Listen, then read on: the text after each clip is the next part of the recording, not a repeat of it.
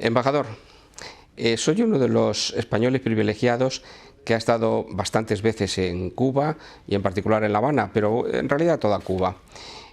Conozco, por tanto, como turista, la isla, pero también he tenido el placer y la satisfacción de organizar congresos, tener relaciones comerciales, etcétera, en el país. Por tanto, en definitiva, le agradezco mucho esta entrevista que me concede a Fundación Dintel para tratar determinados aspectos económicos fundamentalmente. Bueno, atraviesan un momento muy bueno las relaciones comerciales, económico-comerciales entre España y Cuba.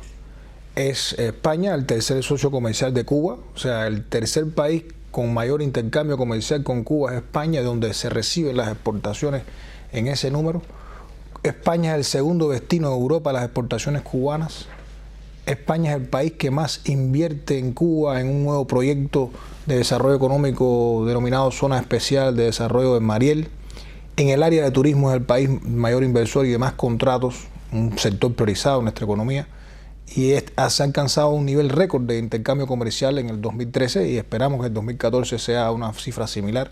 Por lo tanto, pienso que es un buen momento para la relación económico-comercial que se ha fortalecido con la apertura después de muchos años por parte del gobierno español del seguro del crédito a la exportación, que está a punto de comenzar a funcionar, pero la decisión política fue ya tomada. Embajador, usted conoce bien a la persona del actual embajador de Cuba en España. Me gustaría que nos diga quién es como persona y cuándo llegó a este país, cuáles fueron sus funciones encomendadas por el gobierno, de qué se siente más orgulloso en definitiva. Sí, bueno, yo llegué a España hace un año y unos días, o sea, en octubre del año 2013. Me incorporé a esta misión en España y vengo con un mandato de ampliar las relaciones con España. Tengo esa ventaja que creo que la gozan muchos embajadores, de que su mandato no es venir a romper relaciones o declarar la guerra a otro país, sino sencillamente ampliar las relaciones, fortalecer las que existen y administrar los vínculos entre Cuba y España, que son múltiples en diversos sectores, como usted conoce. De hecho, ha sido partícipe de alguna manera en esas visitas a Cuba e intercambios universitarios que me ha mencionado. Cuba, y en particular La Habana, es famosa por sus ferias internacionales de comercio. ¿Me podría comentar también cuál es la situación actual, cuáles se están organizando últimamente, la participación extranjera, etcétera, etcétera? Muy ligado a esto que le dije antes, el país que más empresas presenta en la Feria Internacional de Comercio de La Habana, que es la feria más grande del Caribe y una de las más importantes de América Latina, es España. Para que tenga una idea, el área expositora tiene 25 pabellones o áreas donde cada país o cada empresa hace su exposición. De esos 25, 5 pabellones los ocupa España. O sea, un cuarto del área expositora está ocupada por empresas españolas.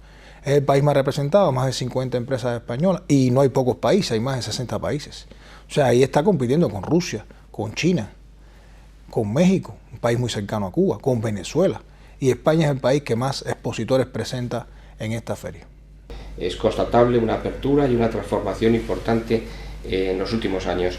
¿Qué considera usted en este sentido de actualización que ha supuesto el modelo en la pasada década? Sí, en los últimos años, y todavía nos queda mucho por hacer, se ha iniciado un proceso de transformaciones que hemos denominado de actualización del modelo económico social cubano. Y es importante el criterio de actualización porque no es reforma, aunque muchas veces la prensa semánticamente utiliza este término, porque las bases del sistema sería el mismo. O sea, la propiedad social son los medios fundamentales de producción, con la característica, y es donde viene la actualización, que conviviría con propiedad privada o cooperativa en amplios sectores de la economía. Y ahí es donde está la transformación fundamental. La actualización busca hacer un modelo sostenible y próspero en el tiempo, con un programa de desarrollo económico-social que se está proyectando hasta el año 2030, y que se basa en, yo diría, en 4 ejes fundamentales. 1, recuperar la infraestructura y la industria.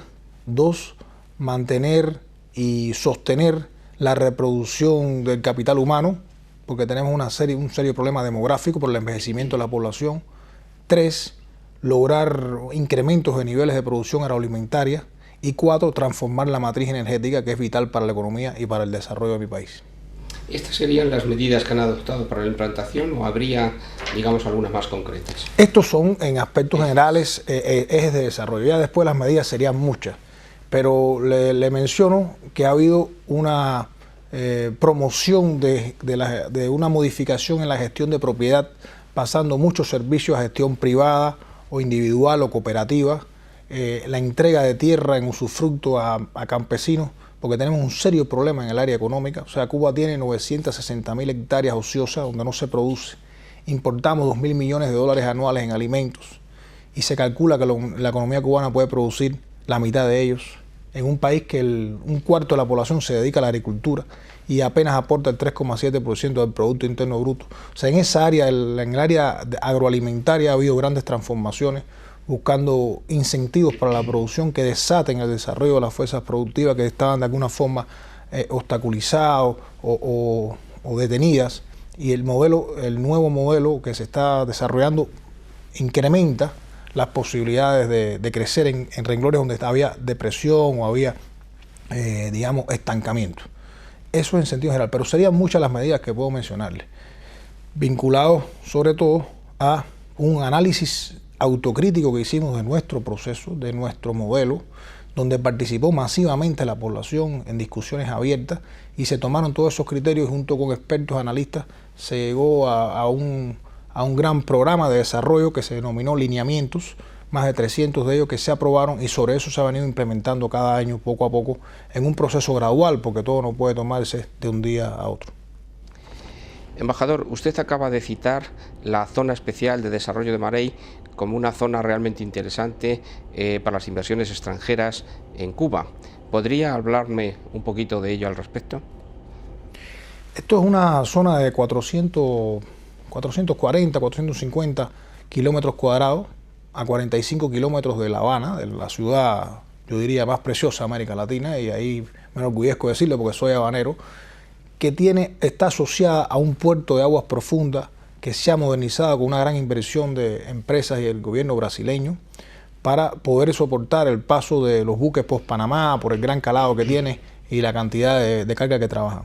Esa zona se ha concebido como uno de los pilares del desarrollo económico de Cuba y se denomina especial porque funciona un régimen particular, a diferencia de todo el territorio nacional o de otras zonas que se creen que así lo permite el programa de desarrollo de Cuba, donde hay incentivos fiscales, exenciones aduanales, regímenes de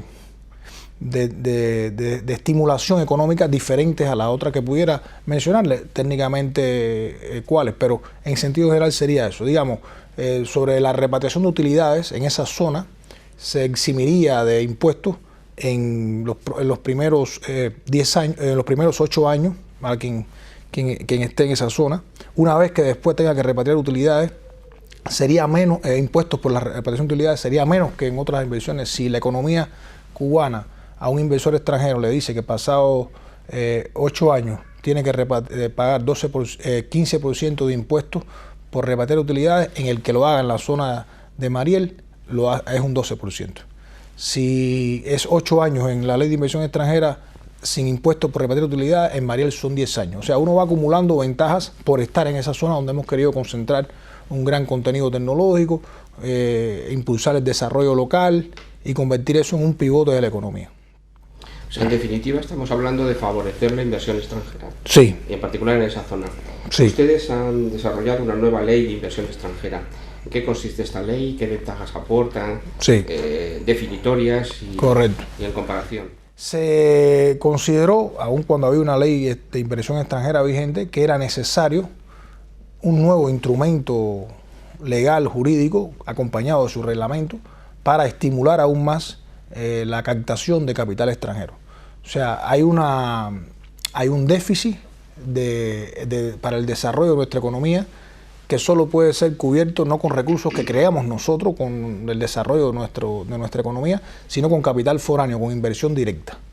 Se estima que el 20% de acumulación que uno debe invertir cada año de lo que uno produce, que Cuba debía llegar a un 30%. O sea, hay un un margen que no podemos cubrir con nuestro desarrollo para justamente alcanzar niveles de crecimiento por encima del 5%, entre el 5 y 7% anual de nuestro Producto Interno Bruto. Eso está estimado en unos 2.000 millones de dólares cada año. A largo plazo, desde luego, es mucho más de inversión directa. Por lo tanto, era necesario un instrumento legal más que garantizara, aunque ya lo teníamos, pero que fuera más claro, que eliminara ambigüedades de la ley anterior en la seguridad jurídica, en la protección legal, en el proceso inversionista mismo, que acelerara los plazos para evitar que algunos trámites burocráticos detuvieran algún negocio en Cuba, y así se logró eliminar ambigüedades. Le pongo un ejemplo, algo que le mencionaba. La ley anterior decía, se podrán eximir de impuestos por repartición de utilidades a ciertas empresas. Esta ley dice, 8 años se exime de impuestos de repartición de utilidades. O sea, es más directo. El otro quedaba mucho un carácter administrativo, cómo se aplicara empresa a empresa. Ahora es más directo y así se va desglosando, la ley va determinando qué nivel de aprobación tiene cada tipo de negocio, en qué sectores se puede invertir, que antes era un poco ambiguo, que prácticamente son todos los de la economía. Se establecen plazos concretos para dar respuesta y para hacer un modelo más eficiente de desarrollo. Y es una ley muy necesaria que justamente en el momento que estamos hablando se está presentando en Cuba, no la ley, sino los proyectos de inversión, la cartera de proyectos de inversión, donde con ese instrumento legal ya los empresarios pueden decir, aquí tengo un proyecto con un estudio de factibilidad y aquí voy a invertir y tengo todas estas garantías que me da la ley y que me respalda el gobierno cubano. Y yo creo, y si me preguntara a un empresario, que yo correría hacia el área de las energías renovables. Cuba tiene un serio problema en su matriz energética. El 4,7% de la energía que se produce y se consume en Cuba es renovable, es muy poco. O sea, el 95% es energía no renovable.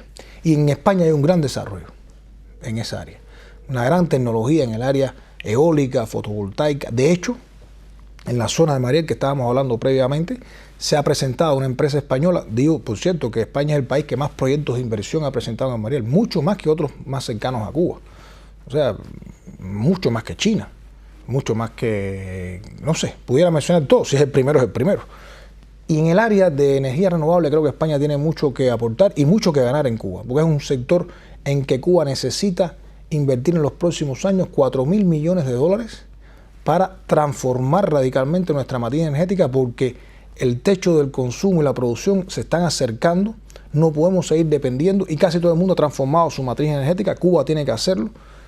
Posiblemente Cuba sea uno de los pocos países del mundo que todavía el consumo del sector residencial sea mayor proporcionalmente que el industrial, y obedece a que todavía hay una depresión industrial, pero cuando el despegue económico se produzca, que es inminente a partir de todas estas medidas que estamos tomando y en lo que estamos avanzando, crecerá mucho el consumo energético en Cuba y no lo podremos mantener a partir de las fuentes que hoy utilizamos. Ahí yo veo una gran oportunidad para España. Pero es que Cuba puede tener una serie de similitudes en este sentido. Yo conozco la universidad que se creó precisamente en ciencias informáticas, sí. Demás, y de hecho he tenido en la fundación becarios de ingenieros en informática de allá. ¿Qué recomendaciones daría usted a las empresas en estos sectores españolas que quisieran colaborar, invertir, desarrollar en definitiva con ese talento también cubano? Es una buena idea acercarse a la experiencia cubana y a los miles de graduados en el área de informática que tiene Cuba, que es, yo creo, donde pudiera estar la mejor conexión. Desde luego que adquirimos productos informáticos, desarrollamos nuestros propios sistemas o software en computación, que son insuficientes, pero ya hay una capacidad de desarrollo. Y aunque el sector de las telecomunicaciones en sí mismo no es uno de los priorizados hoy para la inversión, a partir de que el gobierno cubano hizo una gran inversión, de hecho recuperó una empresa mixta que tenía, pagándole al socio extranjero su parte, y hoy controla el sector de las telecomunicaciones. Sí, yo creo que en el área de creación de software, de programas informáticos más actualizados y acorde con las grandes tecnologías y nuevas tecnologías que hay, pudiera haber una oportunidad a partir de esa gran masa de graduados en la universidad que usted ha mencionado, que cada año tenemos, y que para Cuba es un reto mantenerle su ocupación, darle un empleo. O sea, puede ser un área de conexión en esta nueva en este nuevo marco legal y ambiente de inversión extranjera que estamos priorizando. Volvemos al principio en cuanto al tono de preguntas. ¿Cuándo se va a celebrar la próxima Feria Internacional de La Habana? Se está celebrando ahora en el mes de noviembre. Se inauguró el domingo 2 de noviembre y va a estar durante esta semana. Ya le digo, es una feria, es la más grande de los últimos 10 años. La última década es la que ha tenido el mayor número de expositores. A partir de este estímulo que estamos haciendo, esta promoción de una nueva ley, había mucha ansiedad por conocer los nuevos proyectos de inversión que se han presentado, muchos en el área petrolera, agroalimentario, sector manufacturero, incluso en el comercio mayorista, como mencioné. Y está celebrándose en este momento con esa gran presencia que le mencioné de España, particularmente a nosotros nos satisface porque fortalece las relaciones bilaterales, pero hay más de 60 países. Está el viceprimer ministro de Portugal participando en la feria con una delegación de más de 30 empresas portuguesas en su pabellón propio, una gran delegación rusa, una gran delegación china, una gran delegación mexicana, hasta Bolivia hay una delegación importante buscando reactivar la cooperación y el comercio con Cuba. O sea, es un momento de especial importancia en el área económica cubana y lo estamos aprovechando. Embajador, estamos en el Paseo de La Habana. ¿Qué fue antes, el Paseo de La Habana o la Embajada de Cuba en La Habana? Una buena pregunta. La embajada se construyó después que el Paseo de La Habana existiera y creo que fue una sabia decisión entre las opciones que teníamos para hacer una embajada en Madrid. O sea, existía en otra sede, se adquirieron 2 lotes en Paseo de La Habana y en esos 2 lotes que había unos pequeños chalets se derrumbaron y se construyó este edificio que hoy yo y mis compañeros disfrutamos porque es un buen edificio en un buen lugar de Madrid. Muy bien. Me encantaría seguir hablando con usted, pero creo que su agenda está muy complicada. No obstante, le haría una pregunta, como decimos aquí, a la gallega. ¿Qué pregunta no le he hecho que le gustaría que le hubiera formulado y cuál sería su respuesta? Bueno, seguramente ha pensado en algo que me surge cada vez que hablamos de la economía en Cuba, que es el bloqueo de Estados Unidos contra Cuba. Y que aunque no es un tema, vamos a decir, bilateral entre Cuba y España, porque España siempre ha apoyado la eliminación de esa política de hostilidad de Estados Unidos, debo decir que nuestra economía también trabaja en condiciones muy difíciles por esa política de hostilidad que hoy condena casi todo el mundo, hasta en el propio Estados Unidos, donde hay ya un consenso muy grande de que debe eliminarse. Y no tengo ningún dato que diga que eso va a suceder, pero los cubanos somos optimistas y pensamos que algún día lo lograremos y volveremos a conversar sobre eso. Yo creo que los tiempos han cambiado, la verdad, se nota ya otro espíritu diferente. Gracias. Pues embajador, muchas gracias a usted. Por su tiempo y ha sido un placer. Es mío, gracias.